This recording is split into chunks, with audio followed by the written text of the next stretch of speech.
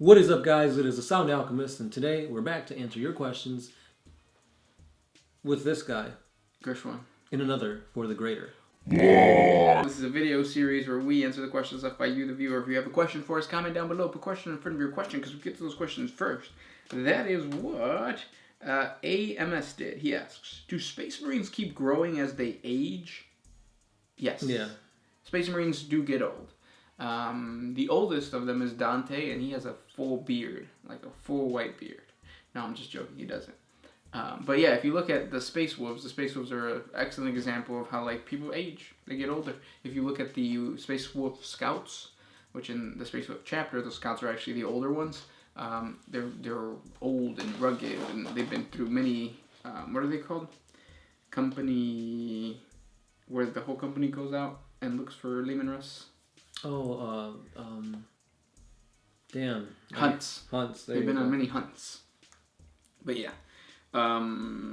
It takes them a lot longer than a regular human because obviously they're superhuman. But yeah, they age. And they also like to take their helmets off so that they can see better. Like in 300 where the dude takes off his helmet so that he can throw the spear. It's Leonidas, not the dude. It's the dude. Oh, yeah. The dude is sometimes. Because I'm a dude. You're a dude. We're all dudes. Next question. Robert Has Downs Jr. Have y'all ever read any terrible fan fiction on 40K? 40K. Or are these questions enough? I've never read any terrible. I've never read lore that doesn't make any sense and is bad. Well, that's not true. I mean, I've read bad lore. Yeah. But I mean, I haven't read terrible lore. But so the challenge is like, I've never read something that makes sense. That was bad. If that makes sense. Like, I've read things that don't, like, the person writing it is just, you could tell is like a 12-year-old. That's bad. But because he's a 12-year-old, not like a 24-year-old who has, like, a very, like, he gets his message across and it's just a bad message. I've never read that.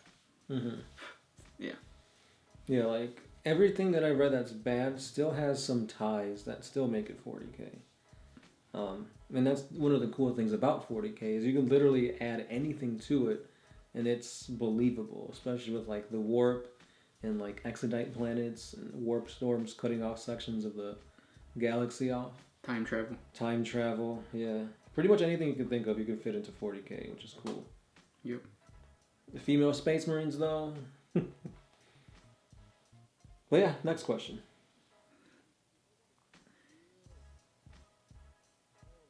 Next question comes from Genio Matheris.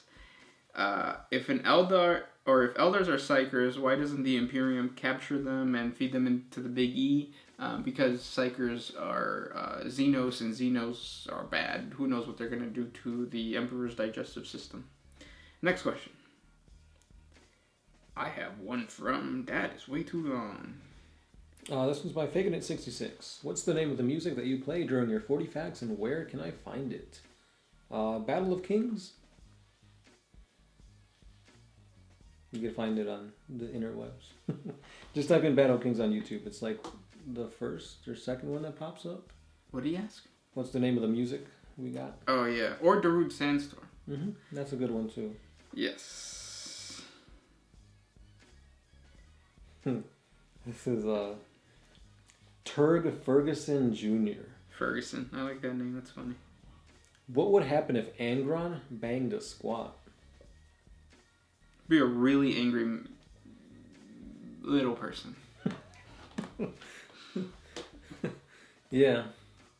In my current 40K inspired D&D campaign, I have the guys going into a tent or a dungeon inside of a tent that's ruled by squats. And they're like, they have office supplies for some reason. With staplers.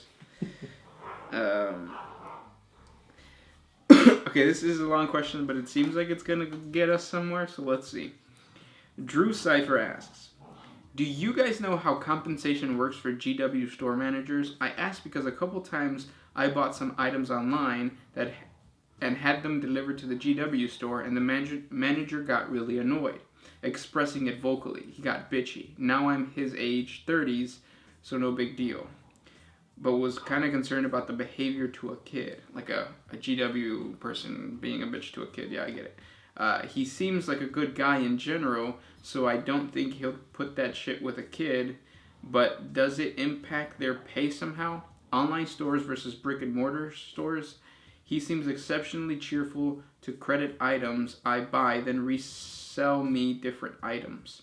I'll occasionally drink and buy, then return items for better choices when I'm sober. His annoyance at online buys, while okay with returns, which should be annoying, seems unusual, so any insight will help. Alright, so to get this straight is he's okay with you buying stuff and then returning it because you're still putting in money to that brick and mortar store. When you buy something, obviously you're paying it. When you return it, he's giving you store credit, I assume, which kind of means you'd still have to get something else from the store. Yeah, and I think the big part right now is the online aspect of it. The reason that he gets mad that you're returning something that you ordered online and you're sending it to the brick and mortar store is because you are, I think, you're taking away sales from that store. Yeah, so if you want your GW store to do well, go to it and order whatever you're going to order on their online kiosk thing, and the store gets credit for that. If you order it at your home and you have it shipped to the store, I don't think they get the same amount of credit or any credit at all. So by you returning something that you purchased online is almost the same as going to a store in another town, buying it, coming to your GW store, returning it. Even though I thought you couldn't do that, but essentially you're putting them in a negative. Right, because they didn't sell that item. Now they're taking it. Yeah. Adding it to inventory. Yeah, but from my past experience, you couldn't return anything. Like I thought everything was final with GW. At least that's what I thought. I mean, it would make sense that you could return stuff because the return policies of stores is always pretty positive towards the customer. But yeah, I hope that makes sense. Buy things in store or in the online kiosk if you want to support that GW store. And also, if the manager is giving you a hard time, that's just how we gamers work, right? We're not the best sociable people. But yeah. Next question. I have one from D406. Can you guys make an impression of Jon Snow discovering his true relationship with Daenerys Targaryen? When does that come out? Not this week? This week, but the next week. Or actually, no, it's a week from now. Yeah, so not this week. Because today's the 8th. Mm-hmm. You guys are watching this in the future. So this Sunday. Yeah. So I can't do an English accent, so no, sorry. I'll be Daenerys.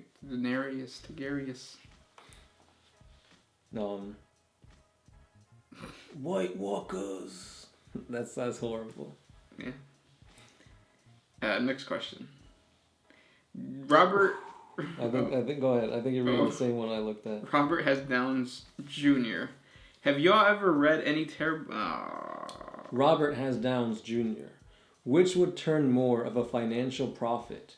A strip club of demonettes, a strip club of Tau, or a strip club of Astartes? The demonettes. Hands down. Because when you see demonettes, you don't see them as demonettes. You see them as what your carnal desires want you to see. Yes. Continuing with Robert has Downs Jr. and his questions. Which seems more likely for a space wolf when it comes to their hair braids? Do they use specially designed hair braiding servitors, or after a battle, they all have girls night slumber parties and tell stories while they braid each other's hair. The second one. There's actually a Space Marine chapter that has a ceremony right before they go into battle. They have to bathe themselves in the blood of, like, not innocence, but just bathe themselves in blood. And they are a successor chapter of Sanguinius, so the Blood Angels, and this is the way that they appease the Red Thirst, by bathing in their blood, getting completely naked, and, like, just going to battle naked. Yeah. And it's based off of Was it Roman times they used to do that? Yeah, there's a specific, either like Spartan Legion or something that would do that. Mm-hmm.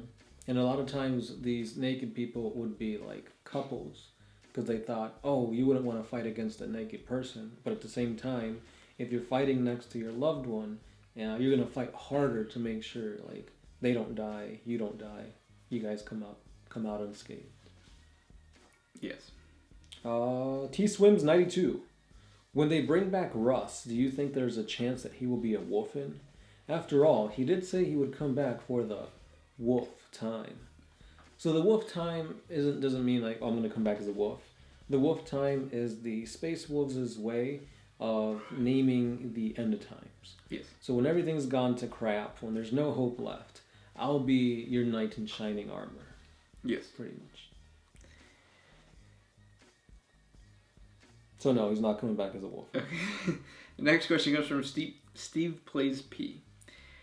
When is the Inquisition going to get on Gilliman for having a Xenos lady friend? Or do you think Papa Smurf is going to have a plot armor? It's not just plot armor, it makes sense. If someone as powerful as Gilliman showed up, you're going to let him do whatever he wants. Because he's Gilliman. He's the next best thing after the Emperor. So yeah, you're going to regard him with as much with as much reverence as you would the Emperor. Those were the questions for today. If you guys have more questions for us, comment down below. Don't forget we have a Patreon channel. A simple $1 a month helps us create more videos for you guys, and thanks for everything. Yeah, don't forget if you step on a nurgling, wash your feet twice between the toes because that's where the gunk sticks. Gross. This is the Sound Alchemist. Kershwan. And we are out.